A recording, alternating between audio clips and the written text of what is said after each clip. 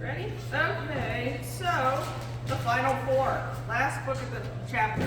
At first I thought, oh, we can do this in 1 week. And then I was like, oh, this will take 2 weeks. And then by the time it's over, it might be 3 weeks because I got a whole section on Judas. Because there was... Judas Iscariot? He isn't worthy of a lot of attention, but I found it very interesting leading up to when he hung himself and why. I mean, he felt remorse, but it wasn't a repentance of his sin. It was more to alleviate his own inner guilt. So I found that interesting. So I think he definitely won't be today. So we are looking at James, who is known as the obscure one. Thaddeaus, nicknamed Trinomius, which means having 3 names. Simon the Zealot, and Judas Iscariot. Real quick, I'll go to Zealot because I looked that up. I wasn't sure what it meant. And I thought I skipped it up in here. Okay, it's a person who is fanatical and uncompromising in pursuit of their religious, political, or other deep ideals. And of course, in this case, it's religious. Page 90 of her book. For those of you at home who don't have a book, I'll go ahead and read it. I'm skipping around in the book a little bit, but we'll get this out of the way since it was mentioned in their names. It gives a history and it helps understand a little bit of it, so we'll cover it, then we can move on. So, the Zealots. The other Simon among the apostles, not Simon Peter, was known as Simon the Zealot. Matthew 10:4 and Mark 3:18 call him literally Simon the Canaan. What? Canaan. Okay, that. Which is from the Aramaic root that means to burn with zeal. Oh, zeal. I've heard that word before. That should have made sense to me. See, I should be. And refers to an eager defender or enthusiast. By the time of Jesus, this title was associated with an actual faction of Jews who were fanatically anti-Rome. They were zealous for Israel to be subservient only to God and His law, not the Roman Empire, and the idolatry of a worldly empire. Thus the name, the Zealots. The party is believed to have been formed around AD 6, just after the death of King Herod the Great. The Zealots were religious purists, separatists, and nationalists. They resisted the payment of taxes to a pagan government. They despised the intrusion of Greek ideals and the use of the Greek language in the Jewish homeland. If the Apostle Philip was a Greek speaker, as some scholars think, it makes you wonder how well he and Simon got along at first. By AD 66, so just 60 years later, the Zealots were militaristic, I guess, armed like the military. The Romans referred to them as Icari, a word that means assassins. The rebellion was crushed when Roman forces destroyed Jerusalem in AD 70. 3 years later, the last 960 Zealots were holed up in the fortress of Masada, which was surrounded by Roman troops. The Zealots committed suicide rather than surrender to their enemy. So, like I said, I thought for sure we'd break this into 2 weeks, and since there's 4 of them, but then there wasn't a whole lot in the book that would drag that out, but I did in my study and find some other stuff that I think is worthy of. I mean, maybe 3 weeks. I don't know. I'm just kidding. We'll get started and see how far we go. If it moves slowly, we'll do another week. If it moves rather quick, then we'll wrap it up. So it looks like we'll wrap this lesson book up with this week. And Fred underlined all caps in bold. I have in my notes. What is it then? I missed it. I got replaced by a pretty face, didn't I? It says, it looks like we'll wrap this book up with this lesson.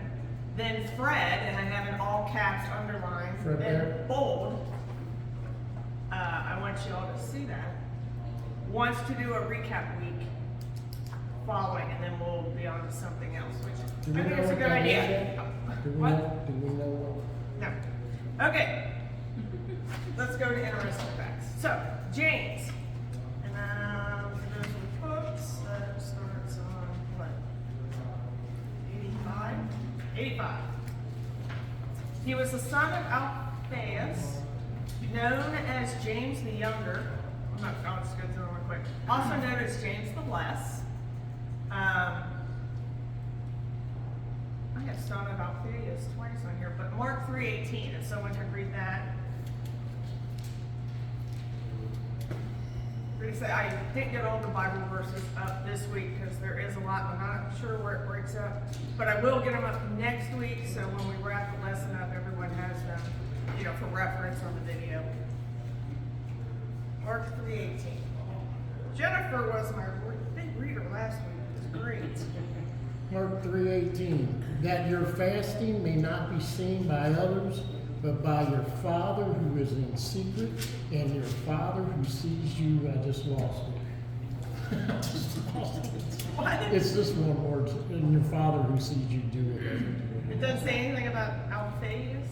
No. But It's the Mark. Andrew, Philip, Bartholomew, Matthew, Thomas, James, son of Alphaeus, Thaddeaus, Simon, and Zelot is what I have. Judas Mark. Iscariot. 3:18. 3:18. Okay, anyway, possibly the brother of Matthew, also known as Levi, since he is also called the son of Alphaeus in Mark 2:14. We don't have to read that, it's probably pretty similar to what you just read. He's not good to be confused with James, the son of Zebedee. Remember, he was James, John's brother, one of the sons of thunder. And we'll talk about how many Jameses there are that are mentioned that are significant in the Bible. It's easy to get them confused. He's also not James, the half-brother of Jesus. Other than his obvious willingness to follow Jesus, we know almost nothing about his faith. Some suggested James was a member of the Zealots as well. One tradition says that he was hurled from the temple and beat to death with a club. Therefore, a symbol is a club, which marks the instrument of his martyrdom. Okay, Thaddeus. Let's go to Thaddeus. Page 86. His other name is Lebbaeus. Thaddeus and Lebbaeus are Aramaic names, and they both mean beloved or dear to the heart. Other name is Judas, from Hebrew Judah, which means praise. So, of course, another name they call him would be Jude. Thaddeus, which is what we'll call him to avoid as much confusion as possible, because he was sometimes confused with Judas, the half-brother of Jesus, Judas Barsabbas, and Judas Iscariot. So many Judases, so many Jameses. His father's name was James. Thaddeus was inquisitive. He asked Jesus why he would reveal himself to his followers only and not to the world. Can someone read John 14:22?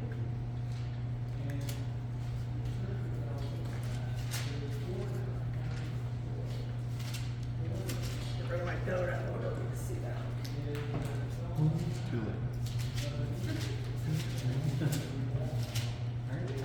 Then Judas, not Judas Iscariot, said, "But Lord, why do you intend to show yourself to us and not the world?"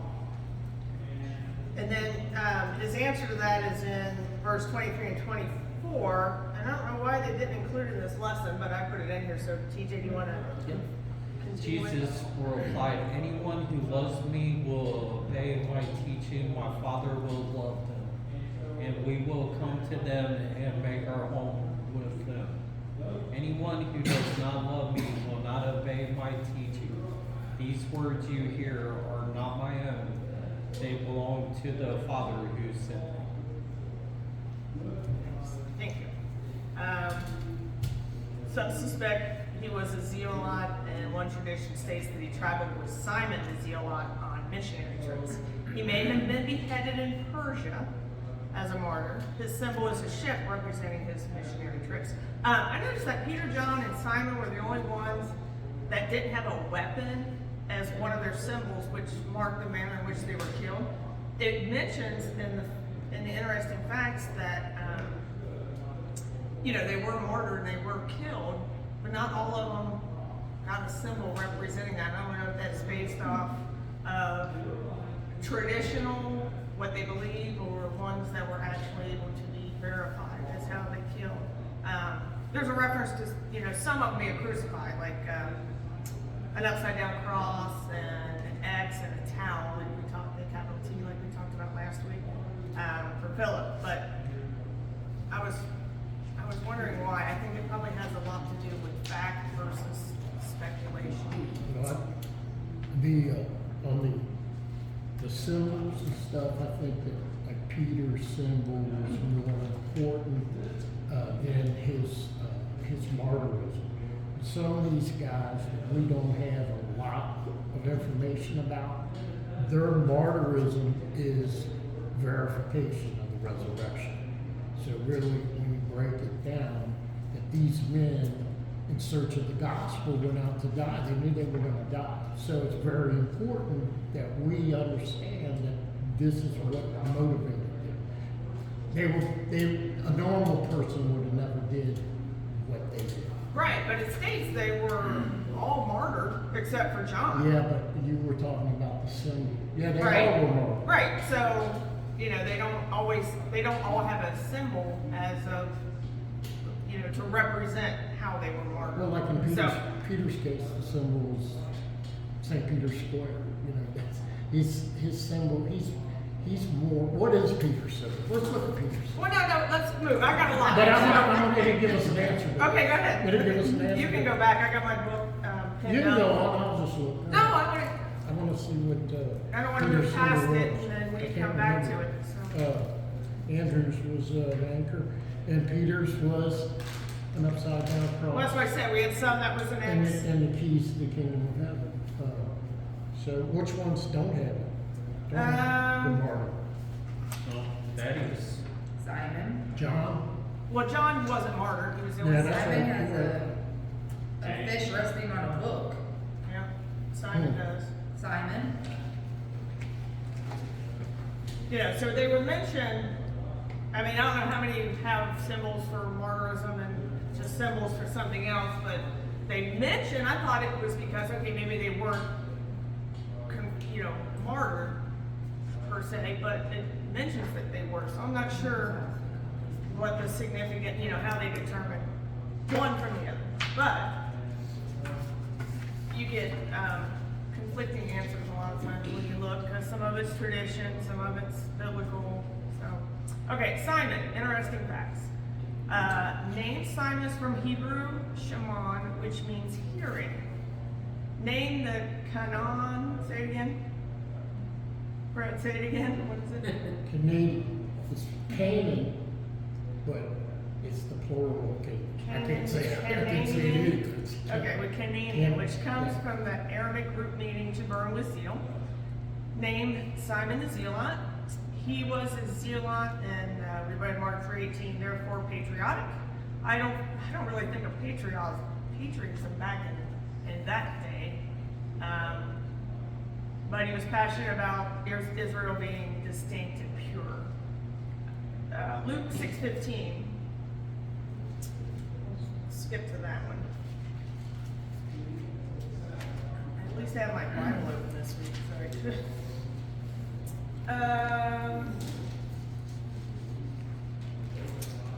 Well, I don't see where it references patriotism. It does just mention that he's a zealot, so we'll go on. As a zealot, he would have had great passion for the law of God and the distinctiveness of Israel. One tradition suggests that he was the bridegroom at the wedding in Cana of Galilee, but this hasn't been proven. Another tradition says he was a missionary to Persia with Thaddeaus, where he was martyred, and it symbols a fish resting on a book as a reference to him fishing for people. I don't know if they just don't confirm their deaths. Tradition. So I'm skipping Judas for now. We will not do his interesting facts, even though they come next in the book. But I did do some on Matthias, because they don't do him, and he replaced Judas after he killed himself. So, but like I said, the book doesn't even mention anything about Matthias or his life in the Bible, except that he replaced Judas as the 12th disciple. But it did find a couple things I thought were worth mentioning. He is technically one of the 12, so I thought he deserved a minute. So, okay, so of course we know he was chosen to replace Judas after he betrayed Jesus. Preached for a time in Jerusalem, eventually stoned and beheaded. His symbol is holding an axe to represent the instrument of his death. The book of Acts reveals that Matthias accompanied Jesus and the apostles from the time of the baptism of Jesus. Anybody remember who baptized Jesus? To the ascension. When it came time to replace Judas, the apostles cast lots between Matthias and Joseph, called Barsabbas. And cast lots refers to, it's like gambling, you know, just totally by chance who they chose. Therefore, his calling as an apostle was unique in that his appointment was not personally made by Jesus like all the others. He had already ascended into heaven. I found 3 different references to traditions about the manner of Matthias' death. Again, these are traditions, not biblical, but some traditions say he died and was buried at Sebastopol near the Temple of the Sun. And then I looked, Sebastopol was a town in ancient Caria, which is now Turkey. Other traditions say he was stoned at Jerusalem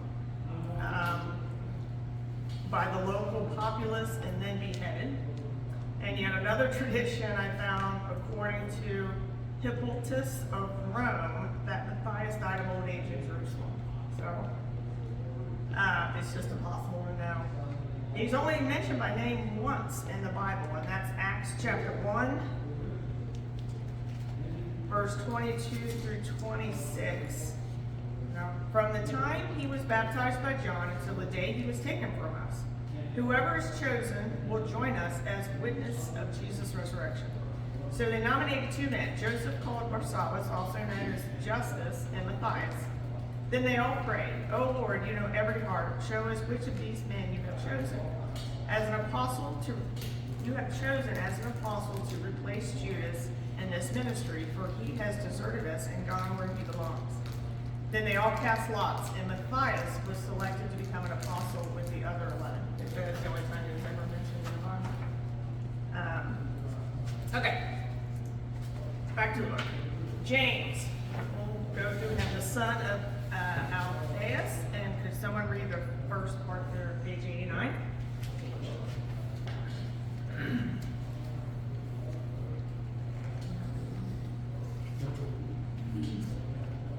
James, the son of Alphaeus, perhaps the most mysterious of all the disciples, is James, the son of Alphaeus.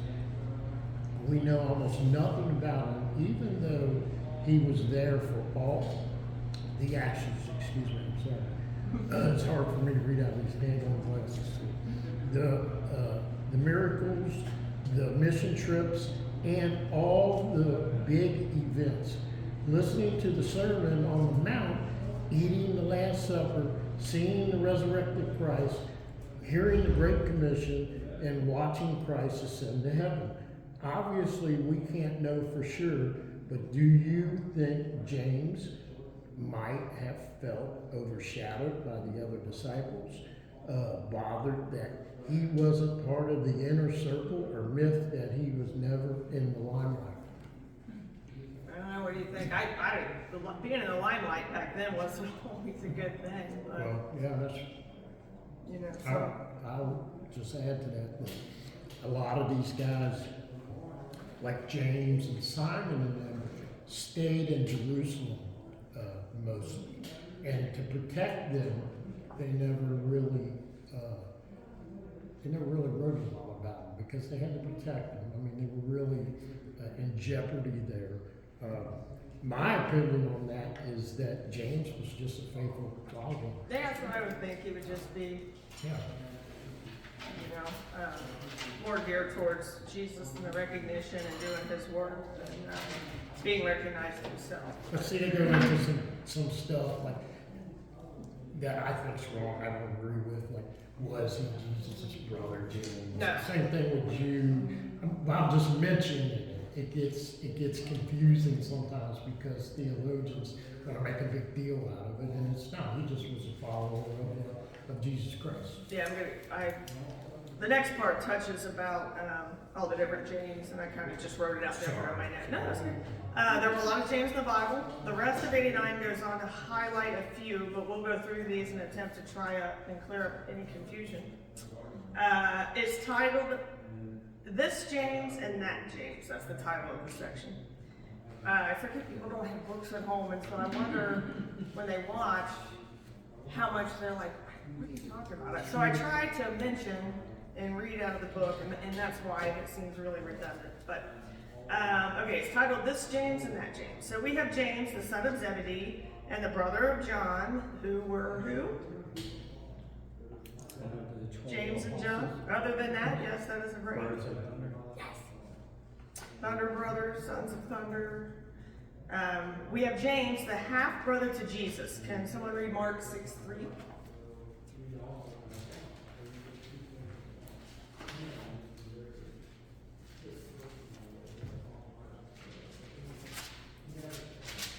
Lena, will you watch my time and let me know when it's recorded too? Because I didn't bring the clock over here. Just, you know. Okay, Mark 6:3. I'm sorry. Somebody have that? You waiting on me? Okay. Did you get it? Or you want me to go? Oh, I'm not. You're not even looking. No, I am, but I'm just not reading today. Oh, No, okay. I'm under the weather. Oh, I'm sorry.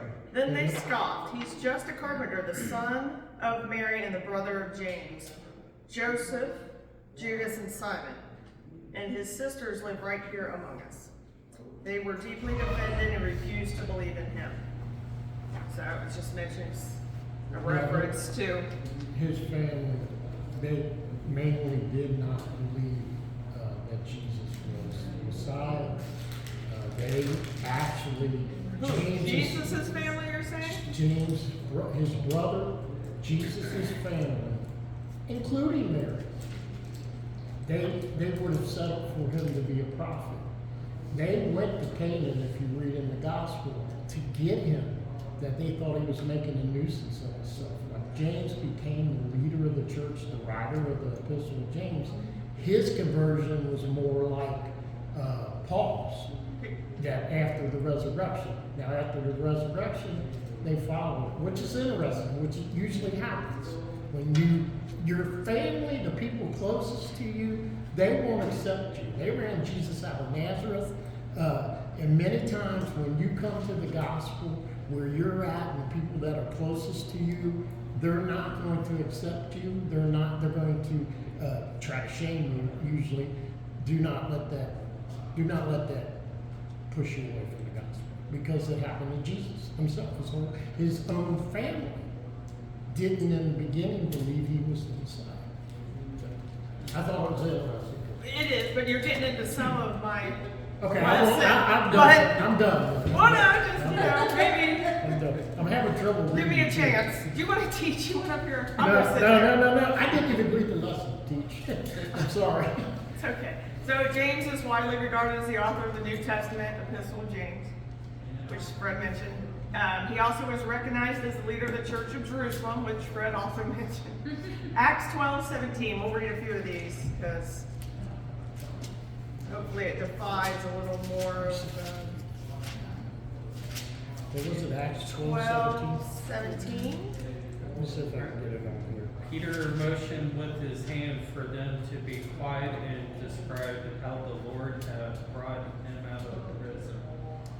Tell James and the other brothers and sisters about this, he said, and then he left for another place. Thank you. Will you 15:13 also of Acts? There's 3 of them total, so.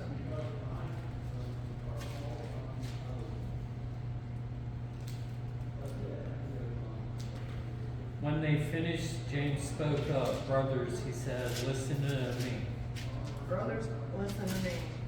I love how they just point out these tiny little things that I think they're going to be really significant. It's just, a small mention, but sometimes, some of it, that's all they get. And 21:18.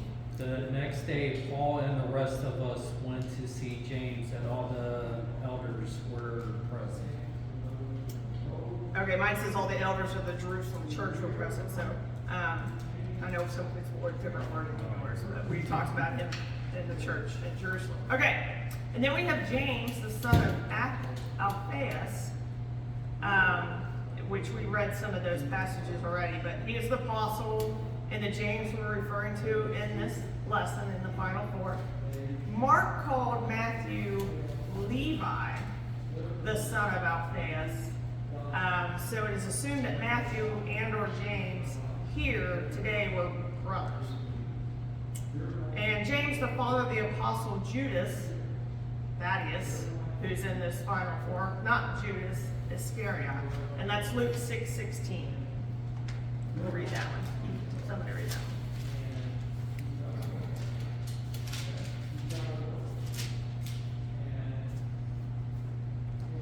That's okay. It just said, just like the Patriot thing, it just says Judas, son of James, Judas Iscariot, who later betrayed him. Well, that made it all about as clear as mud, right? Go down on James and who he was and who he wasn't. So, briefly, I will do interesting facts on Judas, and then we'll dig in because 1 through 6 pages were what we just covered. 7 through 11 is Judas, for the most part. But he has a wrap up. Like I said, we'll get in more detail about this last week, but I have just a few minutes, so we'll just touch on some of it. He was one of the more recognized names in the Bible. I mean, people have heard of Judas, and it's often used even as a reference, like when someone betrays you, it's like Judas.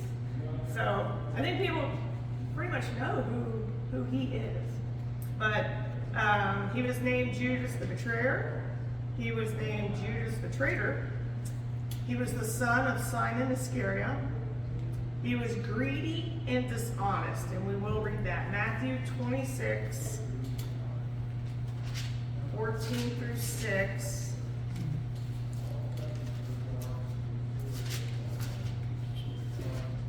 I will promise to have the rest of the I'll read that if you give me a minute here.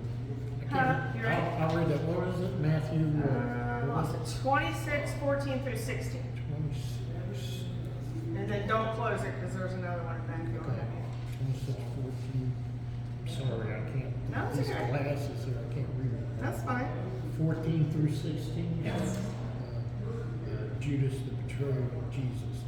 Then one of the 12, whose name was Judas Iscariot, went to the chief priests and said, "What will you give me if I deliver him over to you?" And they paid him 30 pieces of silver. And from that moment, he sought an opportunity to betray him. And then Now, is it more here? Now, on the first day of the unleavened bread, the disciples are not remembering. just 14 through 16. Okay. Did you read? Yeah, I did that. Okay, and then chapter 26, verse 25. 26, Verse 25. 25, 27, guys.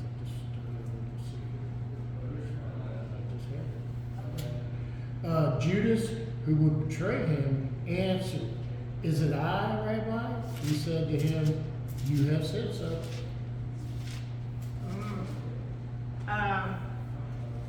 Read that again, because it's listed under him being greedy and dishonest. 26, 25. 26, 25. Mhm. Judas, who would betray him, answered, "Is it I, Rabbi?" And he said to him, "You have said so." Okay, I Jesus guess told it's him. just mentioning Judas who betrayed him, so they included it under greedy and dishonest. I find it funny he was the treasurer of the disciples. John chapter 12, verse 5 and 6. says that perfume was worth a year's wages. So this is where he's criticizing Mary for anointing Jesus' feet with expensive perfume. So he said that perfume was worth a year's wages. It should have been sold and the money given to the poor. Not that he cared for the poor, he was a thief. And since he was in charge of the disciples' money, he often stole some for himself. And then John 13:29 says, somewhere, since Judas was their treasurer, some thought Jesus was telling him to go and pay for the food or to give some money to the poor. He was in charge of the money. Anyway, replaced by Matthias, we know that. Not a chapter on Matthias, though. I found that interesting. But anyway, Jesus referred to Judas as the devil. John chapter 6, verse 70 through and 71. Someone has that. Chapter 6. A second, guys, I'll read that for you. John chapter 6. 70 and 71.